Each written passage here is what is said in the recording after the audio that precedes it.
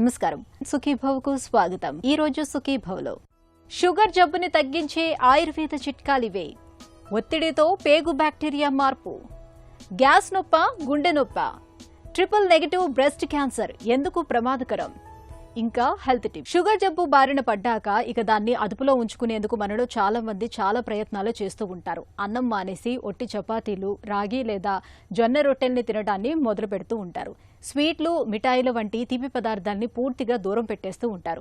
మరి ఇలాంటి కఠిన పథ్యాలకు షుగర్ జబ్బు లొంగుతుందా అంటే అవునని ఖచ్చితంగా చెప్పలేం. అయితే మధుమేహానికి కళ్లెం వేయటానికి మన సంప్రదాయ వైద్యం ఆయుర్వేదం తనవైన కొన్ని ప్రత్యేక చికిత్సల్ని చెబుతోంది. షుగర్ జబ్బును అదుపులో ఉంచుకోవటానికి ఆహార విహారాలు, జీవనశైలి మార్పుల గురించి ఆయుర్వేదం చెబుతున్న పరిష్కారాలేమిటో ఇప్పుడు తెలుసుకుందాం.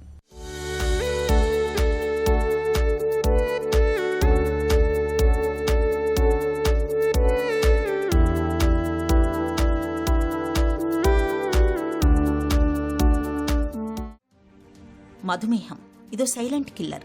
చాప కింద నీరులా శరీరాన్ని చుట్టబెట్టే ఒక పెను ఉపద్రవం. దీనికి పేరులోనే తీపి. ఒకసారి షుగర్ జబ్బు బారిన పడితే ఇక జీవితమంతా చేదే. తల నుంచి కాలిగోటిదాకా శరీరం మొత్తాన్ని వ్యాధుల కుంపటిలా మార్చేస్తుంది. అందుకే మధుమేహం అంటేనే నేడు ప్రపంచం ఉలిక్కి పడుతోంది. డయాబెటీస్ క్యాపిటల్గా మారుతున్న మన దేశంలో మధుమేహం ఇప్పటికే తన విశ్వరూపాన్ని చూపిస్తోంది. ఈ తీపి జబ్బుతో ఉన్న చిక్కేమిటంటే నిత్యం మందులు, ఇన్సులిన్ వాడుతూ దీన్ని అదుపులో ఉంచుకోవడమే కానీ ఇప్పటిదాకా దీనికి శాశ్వత చికిత్స అంటూ ఏదీ లేదు. అయితే ఆహార విహారాల్లో తగిన జాగ్రత్తలు తీసుకోవడం, కొన్ని ప్రత్యేకమైన ఆయుర్వేద మార్గాలను ప్రయత్నించడం ద్వారా మధుమేహాన్ని చక్కగా అదుపులో ఉంచుకోవచ్చని చెబుతారు ఆయుర్వేద నిపుణులు. వరల్డ్ క్యాపిటల్ ఆఫ్ డయాబెటీస్ అని అంటే ఇప్పుడు ఇండియానే డయాబెటిక్ క్యాపిటల్గా ప్రపంచ ఆరోగ్య సంస్థ చేత నిర్ధారింపబడింది. భారతదేశం లోపల 100 మిలియన్స్కు పైగా, దాదాపు 10 కోట్ల మంది ప్రజలకు పైగా నిర్ధారింపబడినటువంటి వ్యాధి డయాబెటీస్ వ్యాధి.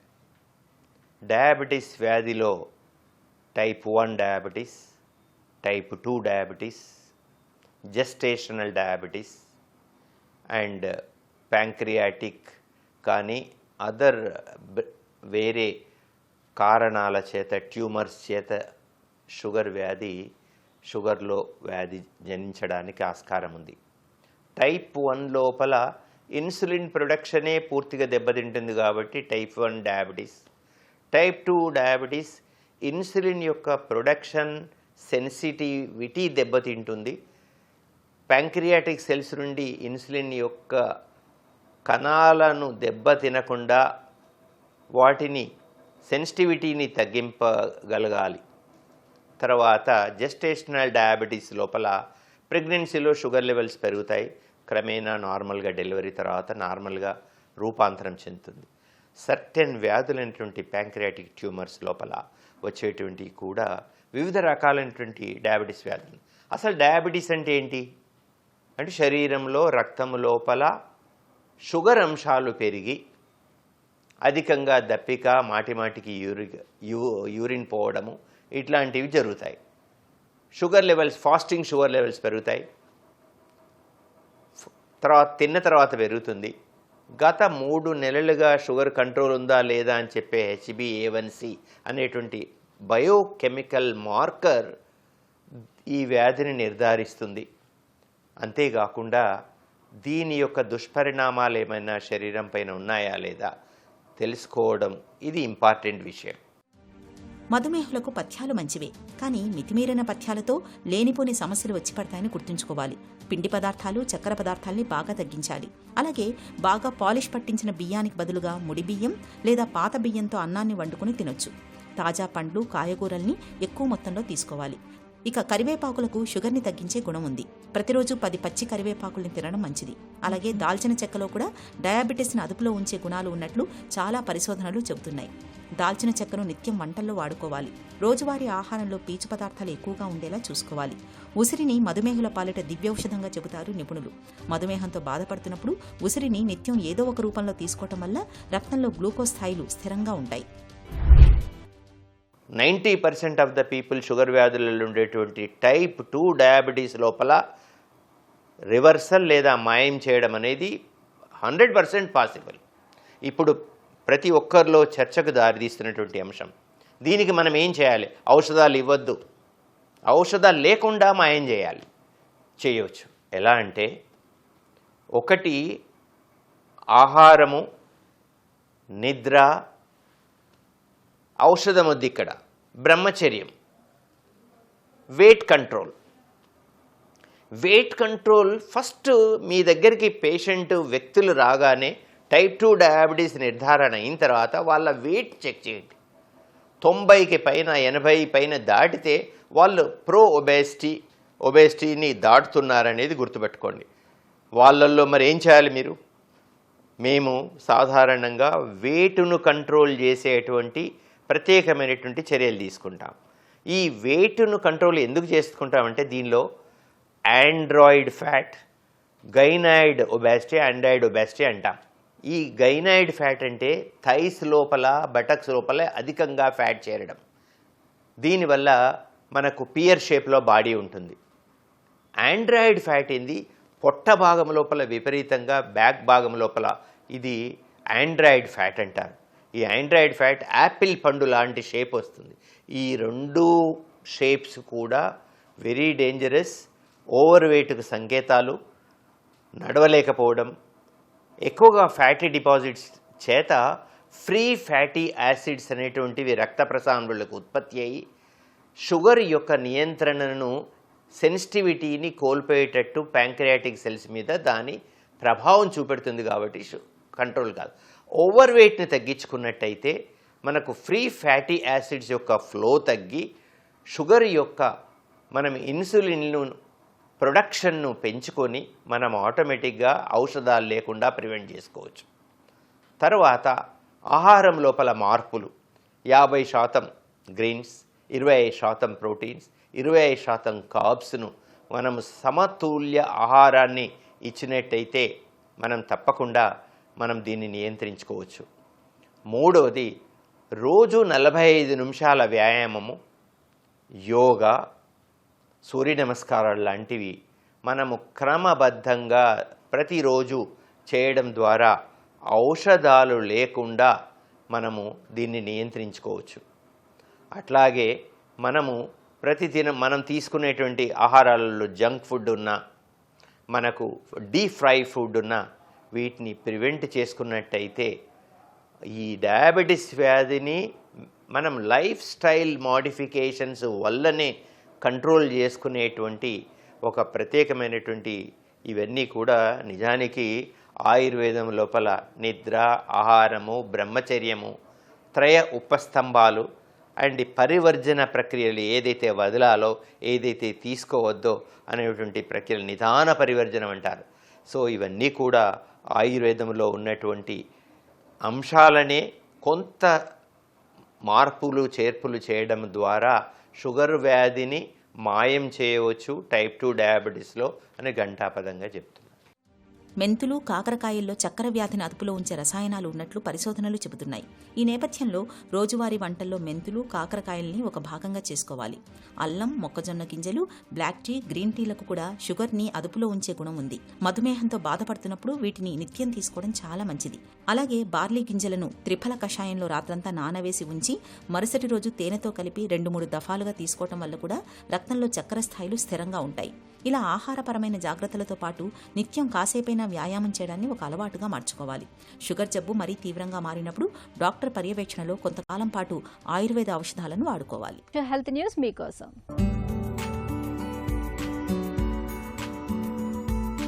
మానసిక ఒత్తిడి అనేది పేగు బ్యాక్టీరియాను మార్చి ఎముక మధ్యలోని మూల కణాల్లో వృద్ధాప్యం మాదిరి మార్పులను కలుగజేస్తున్నట్టు చైనాకు చెందిన పరిశోధకుల తాజా అధ్యయనంలో తేలింది.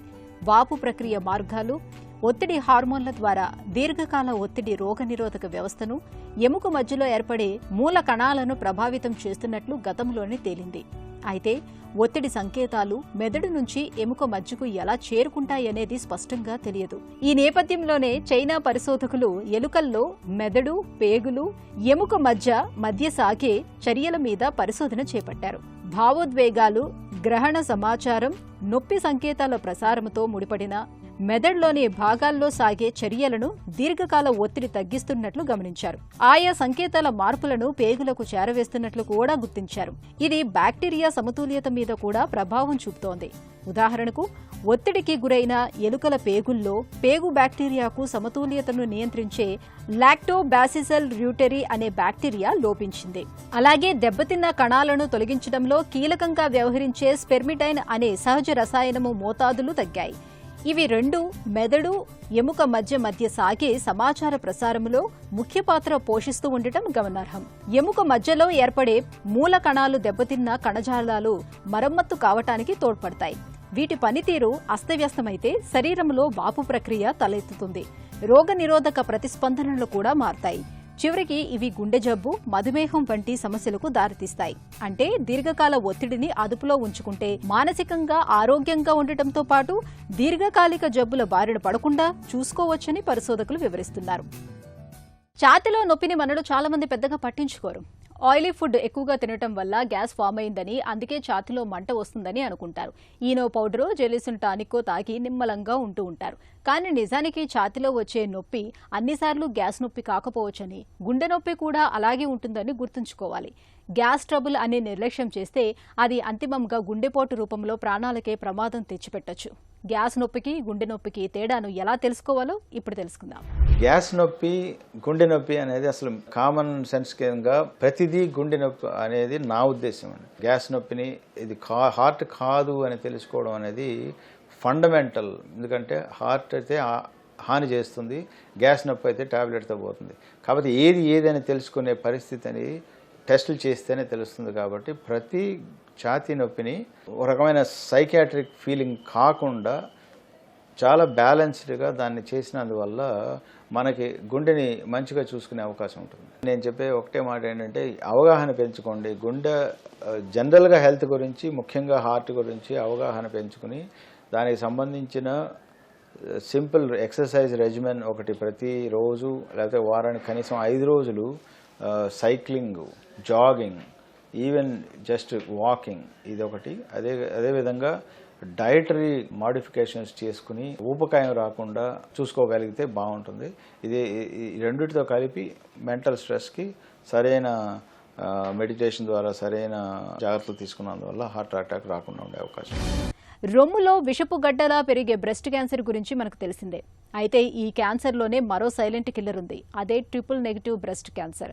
అత్యంత వేగంగా విస్తరించే చాలా మొండిదైన ఈ క్యాన్సర్ సాధారణ హార్మోన్ థెరపీలకు, చికిత్సలకు అంత తేలికగా లొంగదని చెబుతారు డాక్టర్లు. ప్రమాదకరమైన ట్రిపుల్ నెగటివ్ బ్రెస్ట్ క్యాన్సర్కు కారణాలు, వాటికి చికిత్సా మార్గాల గురించి డాక్టర్ని అడిగి ఇప్పుడు తెలుసుకుందాం.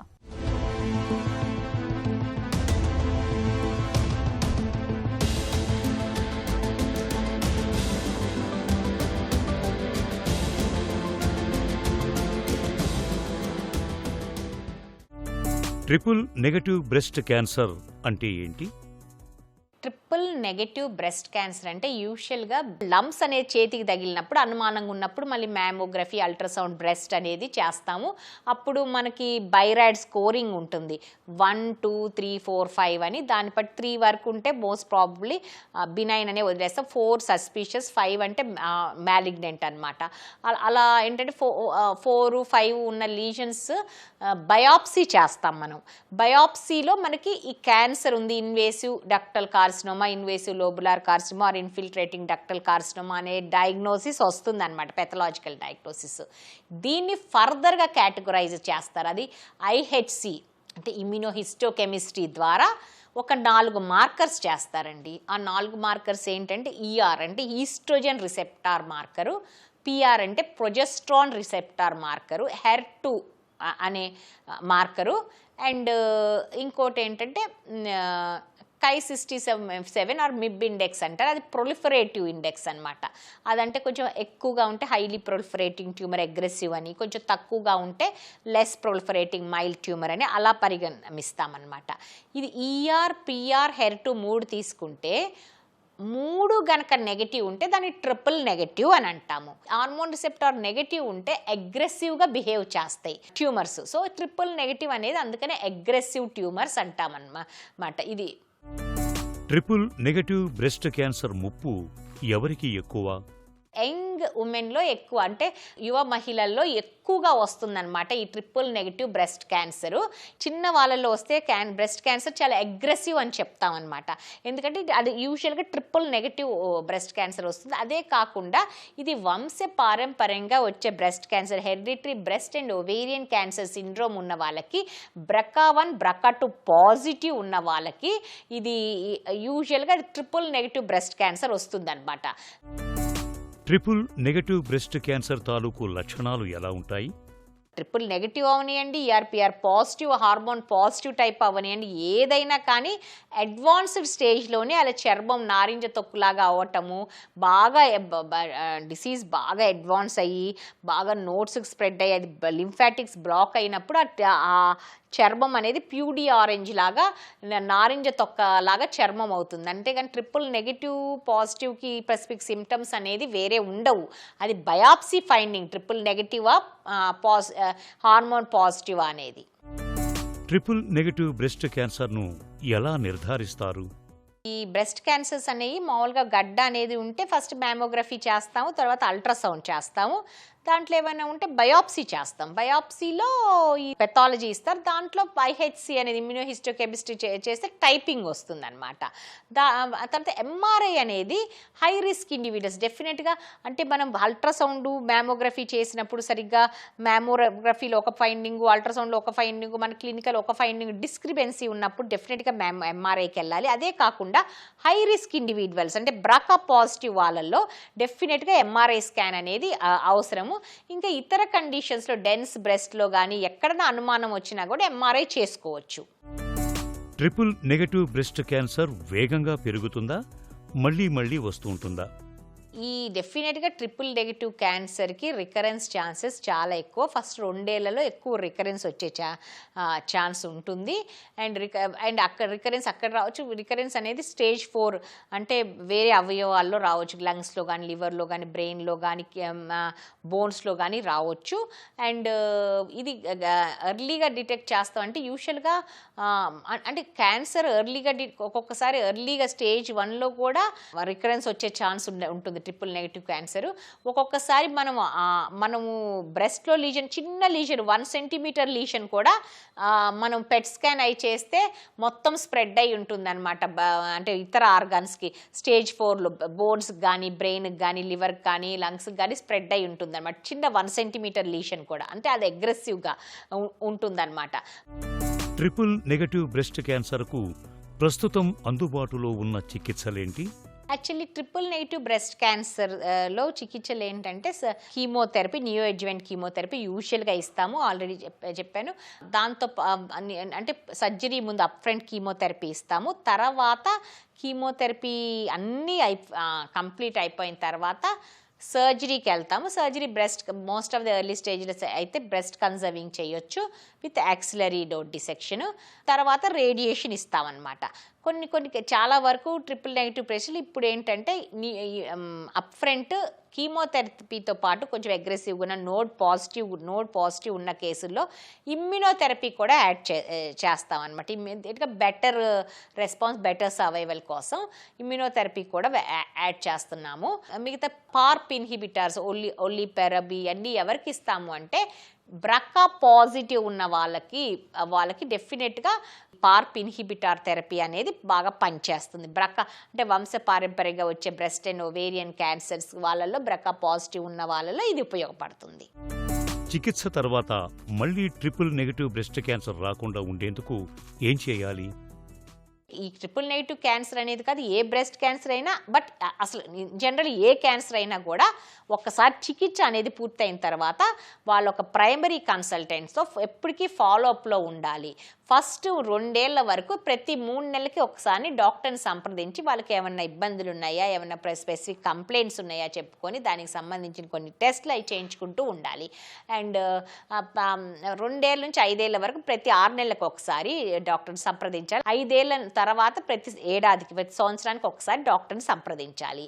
అండ్ సిమ్టమ్స్ని బట్టి ఏమన్నా కొంచెము సిమ్టమ్స్ ఉంటే ఒక్కొక్కసారి అనుమానం ఉంటే దాని స్కానింగ్ ఇమేజింగ్ చేస్తాం. ఒక్కొక్కసారి ట్రిపుల్ నెగిటివ్ బ్రెస్ట్ క్యాన్సర్ వీటిలో కొంచెం అనుమానంగా ఉన్న పెట్ స్కాన్ అవి కూడా చేయాల్సి వస్తుంది. ఎందుకంటే యాజ్ ఎర్లీగా రికరెన్స్ డిటెక్ట్ చేస్తానికి. ఈ రికరెన్స్ ప్రివెంట్ చేస్తానికి ఏం చేయాలి అంటే హెల్దీ లైఫ్ స్టైల్ మెయింటైన్ చేయాలి. ఊబగాయం తగ్గించుకోవటం, ఎక్సర్సైజ్ చేస్తాం, హెల్దీ ఫుడ్, పండ్లు కూరగాయలతో కలిసిన హెల్దీ ఫుడ్ తింటాము, ఇవన్నీ చేయవలసి వస్తుంది. ట్రిపుల్ నెగటివ్ బ్రెస్ట్ క్యాన్సర్ విషయంలో ప్రతి మహిళ గుర్తుంచుకోవాల్సిన అంశాలేంటి? ప్రతి 40 దాటిన ప్రతి స్త్రీలు కూడా మన దేశంలో ఎస్పెషలీ బ్రెస్ట్ క్యాన్సర్ సంఖ్య ఎక్కువైపోతుంది. 1 in 28 ఉమెన్కి బ్రెస్ట్ క్యాన్సర్ వస్తుందని గణాంకాలు చెప్తున్నాయి అన్నమాట. అండ్ మన ఇండియాలో యంగేజ్ బ్రెస్ట్ క్యాన్సర్ కూడా ఎక్కువ, యంగర్ ద ఏజ్ ఎక్కువ ట్రిపుల్ నెగిటివ్ ఉంటాయి. అందుకని ట్రిపుల్ నెగిటివ్ కూడా ఎక్కువగా వస్తాయి. సో మనం ఏంటంటే 40 నుంచి మ్యామోగ్రఫీ, అల్ట్రాసౌండ్ అనేది తప్పకుండా ప్రతి మహిళ కూడా చేయించుకోవాలి. మహిళలకి ఇది విజ్ఞప్తి ఏంటంటే ఇది ఒక చీర ఖరీదు కాదు. ఒక చీర కొనుక్కోలేదు అనుకొని ప్రతి ఏడాది డెఫినెట్గా మీ బర్త్డేకో ఒక డేట్ పెట్టుకొని, అక్టోబరో, నవంబరో, డిసెంబర్ ఒక డేట్, ఒక మంత్ పెట్టుకొని డాక్టర్ని సంప్రదించి అది సరైన చోట్ల చేయించుకోవటం, సరైన డాక్టర్ని ఆంకాలజిస్ట్ని, బ్రెస్ట్ సర్జన్స్ని, బ్రెస్ట్ స్పెషలిస్ట్ని సంప్రదించి అవి చూపించుకొని అది ఏమైనా ఉందా, నార్మలా అనేది డాక్టర్ని సంప్రదించి మీరు డాక్టర్తో డిస్కస్ చేస్తాం అనేది చాలా అవసరం. ట్రిపుల్ నెగిటివ్ బ్రెస్ట్ క్యాన్సర్ మొండిదే కావచ్చు, కానీ సరైన సమయంలో గుర్తించి చికిత్స తీసుకుంటే దీని నుంచి సులువుగానే బయటపడొచ్చు. రొమ్ము క్యాన్సర్ విషయంలో అవగాహనే మన మొదటి ఆయుధం. ఒక చిన్న చిట్కా మీకోసం. గొంతులో ఇబ్బందిగా ఒకటే గరగరగా ఉంటున్నప్పుడు తులసి ఆకులు, అల్లం, మిరియాలతో చేసిన కషాయాన్ని గోరువెచ్చగా ఉన్నప్పుడు తరచుగా తాగుతూ ఉండండి. గొంతులో అసౌకర్యం ఇట్టే తగ్గిపోతుంది. అయితే గొంతులో గరగరతో పాటు జ్వరం లేదా శ్వాస తీసుకోవటంలో ఇబ్బంది ఉన్నప్పుడు వెంటనే డాక్టర్ని సంప్రదించండి.